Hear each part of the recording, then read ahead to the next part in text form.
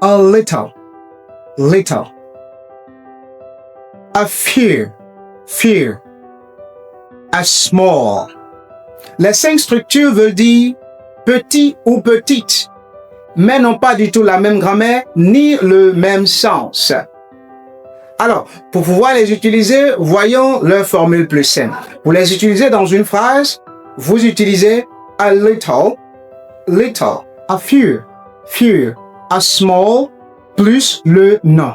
For example, I have a small book, or I have little water. Alors, voyons-les dans les détails afin de ne pas les confondre dans leur contexte.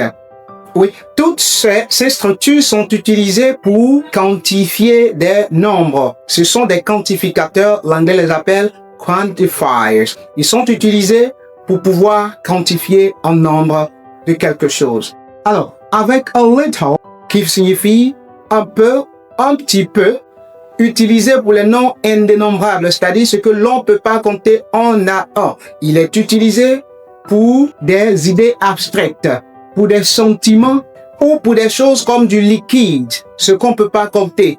For example, could you please give me a little time to finish my homework? Or, she has a little confidence in herself during her speech. Everyone could see that. Et la nuance avec a little est qu'il est utilisé dans un contexte positif. C'est-à-dire, il n'y en a pas abondamment, mais il y en a un peu, suffisant pour le moment. For example, I have a little water to drink.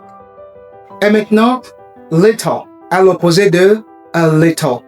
Il est utilisé dans un contexte négatif. Il est utilisé que lorsqu'il y a presque rien de ce que nous avons. For example, oh, I have a little water. Et voyons le cas de a few and few.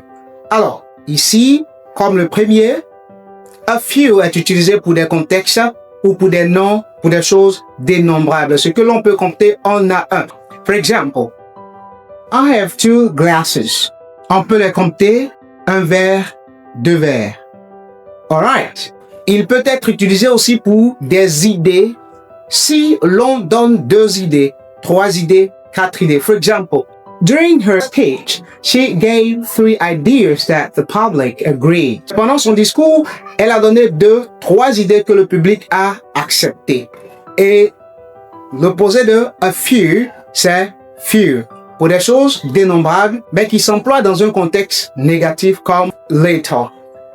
For example, I have few glasses. Or, I have few chairs in my house. Je n'ai presque pas de chaises chez moi. Et maintenant, voyons a small. Alors, celui-ci veut dire un petit, une petite. Le petit, la petite. Utilisé pour parler d'une taille, d'une dimension ou d'une taille physique ou d'une forme. Celui-ci est neutre, c'est-à-dire n'est ni utilisé pour un contexte positif ni négatif. Il est neutre. For example, oh, I invite you to join our small group classes. Ok, récapitulons. Avec a little, pour les choses indénombrables, c'est-à-dire du liquide, des idées abstraites ou du sentiment, et employé dans un contexte positif. Little, pour les choses indénombrables, qui signifie il y a presque rien, dans un contexte négatif. Avec a few, pour des choses dénombrables, ce qu'on peut compter en à un, est utilisé dans un contexte positif. Avec few, pour des choses dénombrables, mais dans un contexte négatif, c'est-à-dire il y a presque rien. Et avec small, pour parler de taille, de dimension, de taille physique, et à une nuance neutre, c'est-à-dire n'est ni utilisé dans un contexte négatif ou dans un contexte positif. Voici des pièges à éviter. These are traps you must avoid when using all these quantifiers. Let's take a look at them. Never say, I have a little book, but I have a small book. Not, I have a small time, but I have a little time. Not, I have a few water, but I have a little water. But you can use a few with water if you add this noun phrase. Instead of saying, I have a few water, you say, I have a few bottles of water. j'ai un peu de bouteille d'eau. Alright? Ne faites plus ces erreurs.